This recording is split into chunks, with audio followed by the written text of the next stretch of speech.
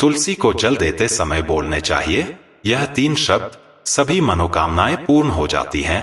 एक बार की बात है, देवी सत्यभामा ने भगवान श्री कृष्ण से तुलसी को जल देने का महत्व पूछ लिया था। तब भगवान श्री कृष्ण ने उन्हें उसका महात्म्य सुना दिया था। आगे देवी सत्यभामा कहती है, हे स्वामी, आपने मुझे तुलसी को जल देने का महत्व तो बता दिया है, किंतु अब मेरे मन में यह जानने की जिज्ञासा हो रही है कि तुलसी को जल कैसे देना चाहिए।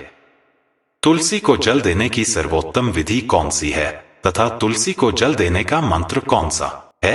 कृपया आप मुझे इन सभी प्रश्नों का उत्तर दें। तब भगवान श्री कृष्ण देवी सत्यभामा से कहते हैं, हे प्रिय, जिस प्रकार से मैंने तुम्हें तुलसी का महात्म सुनाया है, उसी प्रकार से तुलसी को जल देते समय बोले जाने वाले मंत्र का भी बड़ा महत्व है। यह मंत्र केवल 3 शब्दों का है, किंतु इसका प्रभाव बहुत कल्याणकारी है। जो भी मनुष्य नित्य तुलसी को जल देते समय अपने मुख से केवल यह 3 शब्द बोल देता है, तो साक्षात लक्ष्मी उसके घर में प्रवेश करती है, उसकी दरिद्रता समाप्त हो जाती है, उसे धन धान्य की प्राप्ति होती है। वह मंत्र बताने से पूर्व मैं आपको तुलसी के इस मंत्र का महात्म्य सुनाता हूँ। इस महात्म को सुन लेने मात्र से ही मनुष्य के समस्त पाप नष्ट हो जाते हैं। उसे 100 वर्षों तक तुलसी को जल देने का पुण्य प्राप्त हो जाता है। इसीलिए देवी, आप इस कथा को ध्यान से पूरा जरूर सुने। देवी सत्यभामा कहती है, हे प्रभु, मैं इस कथा को पूरा अवश्य सुनूंगी। आप मुझे तुलसी के मंत्र का महात्म्य सुनाइए। श्री कृष्ण कहते हैं, हे देवी सत्यभामा, दक्षिण में एक अत्यंत शोभायमान नगरी थी।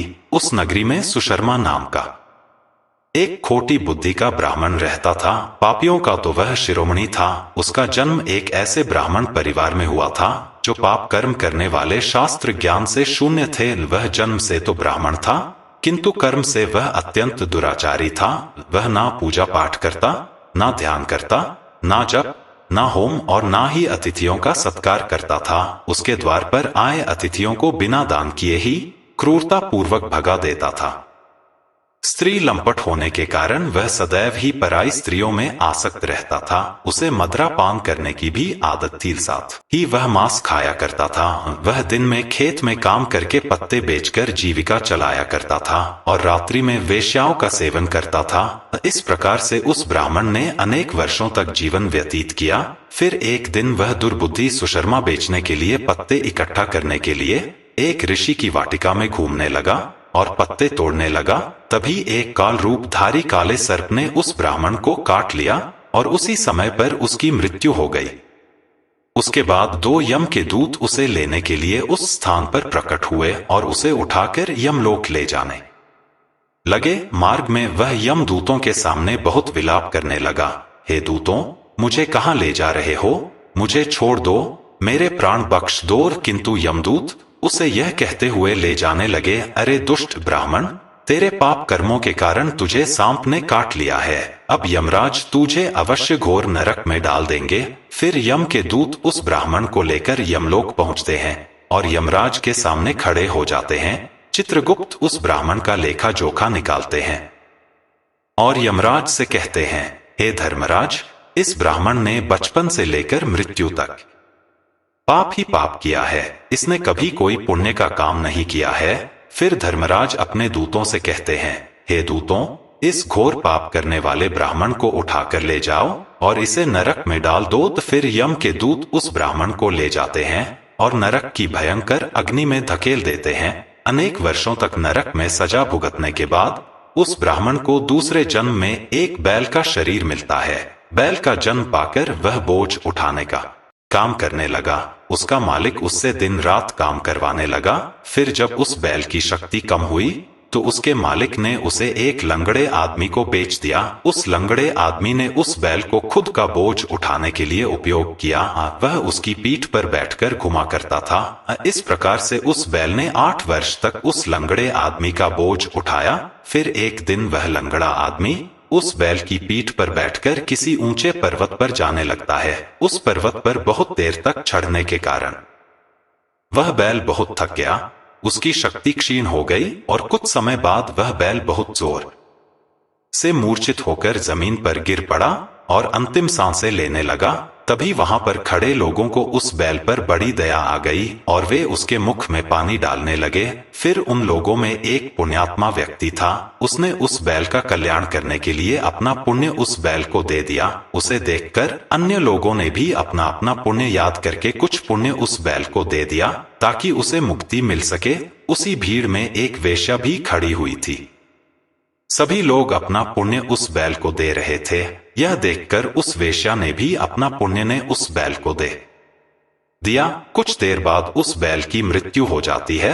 फिर उस स्थान पर यमदूत आते हैं और उस बैल के शरीर से उस ब्राह्मण की आत्मा को निकालकर यमलोक ले जाते हैं। यमलोक ले जाने पर उसे यमराज के सामने खड़ा किया जाता है और फिर चित्रगुप्त उसका लेखा जोखा देखते हैं तो वे आश्चर्य में पड़ जाते हैं।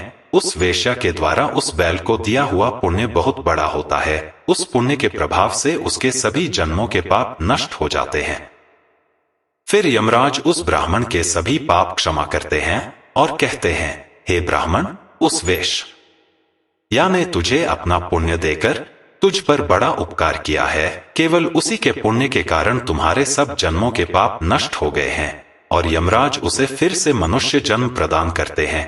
इस बार वह पृथ्वी पर आकर एक उत्तम ब्राह्मण कुल में जन्म लेता है। उस महापुण्य के प्रभाव से उसे इस नए जन्म में अपने पूर्व जन्म की बातें याद आने लगती है। जब वह ब्राह्मण बड़ा हो जाता है तो उसे याद आता है कि पिछले जन्म में जब वह बैल था तब एक वेश्या ने उसे उसका पुण्य दे दिया था। इसीलिए उसके मन में उस वेश्या के बारे में जानने की इच्छा होती है और उस महापुण्य के बारे में जानने के लिए उस वेश्या का पता लगाकर उसे ढूंढते हुए उसके नगर में चला जाता है। वह वेश्या अब बूढ़ी हो चुकी थी। फिर जब उसे वह वेश्या मिल जाती है तो वह उसके सामने जाकर उसे बार बार प्रणाम करता है और उस वेश्या का धन्यवाद करने लगता है। वह वेश्या कहने लगती है, हे ब्राह्मण श्रेष्ठ, आप कौन हैं और किस कारणवश आप मुझ वेश्या को धन्यवाद दे रहे हैं? मैंने आपका कौन सा कार्य किया है जो आप मुझे नमस्कार कर रहे हैं? तब वह ब्राह्मण कहता है, हे माता, मैं वही बैल हूँ जिसे तुमने अपना पुण्य दे डाला था। अपने पाप कर्मों के कारण मुझे पिछले जन्म में बैल होना पड़ा था। उस पर्वत पर जब मैं मर रहा था तो तुमने मुझे अपना पुण्य दिया था। तुम्हारे पुण्य के प्रभाव से ही आज मुझे फिर से मनुष्य जन्म मिला है। तुम्हारे द्वारा दिए गए उसी पुण्य के कारण मुझे अपने पूर्व जन्म की सारी बातें याद है। किंतु हे माता, मैं आज यहाँ पर यह जानने के लिए आया हूँ कि तुमने मुझे उस समय पर अपना कौन सा पुण्य दिया था जिस कारण से मेरे सभी जन्मों के पाप नष्ट हो चुके हैं। मैं उस पुण्य के बारे में जानना चाहता। तब वेश्या ने कहा, हे ब्राह्मण श्रेष्ठ, मैंने तो अपने जीवन में कोई पुण्य के काम नहीं किए हैं, किंतु मेरे घर में एक तोता है जो पिंजरे में रहकर हमेशा कुछ बोलता रहता है, जिसे सुनकर मेरा अंतकरण पवित्र हो गया है। उसी तोते के द्वारा बोले गए मंत्र का पुण्य मैंने तुम्हें दान में दिया था। फिर वह वेश्या और वह ब्राह्मण उस तोते के पास जाते हैं और उसे पूछने लगते हैं, हे शुक, तुम कौन सा मंत्र बोलते रहते हो जिसे हमारे जीवन का उद्धार हुआ है? यह मंत्र तुम हे किसने सिखाया और इस मंत्र का क्या अर्थ होता है? तब उस तोते ने अपने पूर्व जन्म का वृतांत सुनाना आरंभ किया। वह तोता कहने लगा, हे ब्राह्मण श्रेष्ठ, पिछले जन्म में मैं एक ब्राह्मण था। मैं अपने ज्ञान के अहंकार में अंधा हो चुका था। मैंने कभी गुरुजनों का आदर नहीं किया, सदैव ही उनका अपमान किया। मुझे अपने ज्ञान पर इतना अधिक घमंड हो गया था कि जिस कारण से मेरे क्रोध बहुत अधिक बढ़ गए और मैं सभी से द्वेष करने लगा। अन्य मनुष्यों को तुच्छ समझने लगा, विद्वानों का भरी सभा में अपमान करने लगा। फिर कालांतर में मेरी मृत्यु हो गई और मुझे यमलोक ले जाया गया। पूज्य जनों और गुरुजनों का अपमान करने के कारण मुझे तोते के कुल में डाल दिया गया और मेरा जन्म एक तोते के रूप में हो गया। मेरे पाप कर्मों के कारण छोटी अवस्था में ही मेरा अपने माता पिता से वियोग हो गया। फिर मैं पेड़ की डाल पर बैठ रो रहा था तो उसी स्थान से कुछ मुनि जा रहे थे। उन्होंने मेरी दयनीय पुकार सुनी और मुझे लेकर अपने आश्रम में चले गए।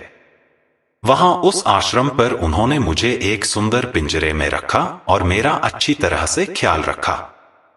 वे मुझे नित्य भोजन दिया करते थे और पढ़ाते थे। उस स्थान पर वे ऋषि मुनि, उनकी स्त्रियां और बालक सभी नित्य तुलसी के पौधे को जल देते थे और उसके सामने एक मंत्र का जाप करते थे। उन्हीं के मुख बार बार उस मंत्र को सुनकर मैंने उसे रट लिया और तभी से मैं उस मंत्र को जान गया हूँ और वही मंत्र में दिन रात बोलता हूँ। उस मंत्र के प्रभाव से मेरी कभी मृत्यु नहीं हुई और मेरी आयु 100 वर्ष की हो गई और मैं इतने वर्षों तक जीवित रहा।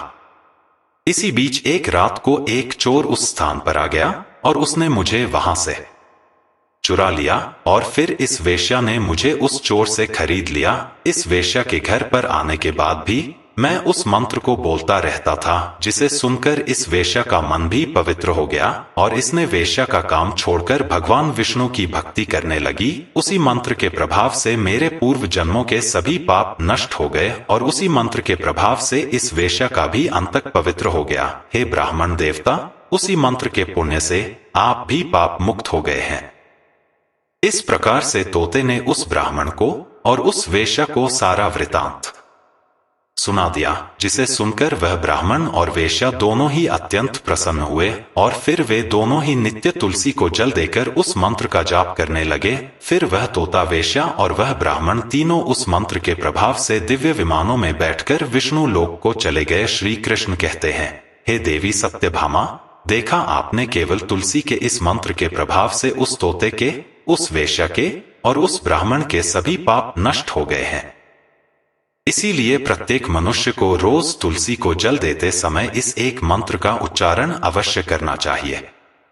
हे देवी, वह मंत्र इस प्रकार है, इसे तुम ध्यान से सुनो। ओम वृंदावन स्वाहा, ओम वृंदावन स्वाहा। श्री कृष्ण कहते हैं कि जो भी स्त्री नित्य तुलसी के समक्ष इस मंत्र का उच्चारण करेगी वह सौभाग्यशाली बनेगी। जो भी पुरुष तुलसी के सामने इस मंत्र का उच्चारण करेगा उसे अक्षय धन की प्राप्ति होगी। जिस घर के सामने नित्य तुलसी की पूजा की जाएगी उस घर में साक्षात लक्ष्मी का वास होगा।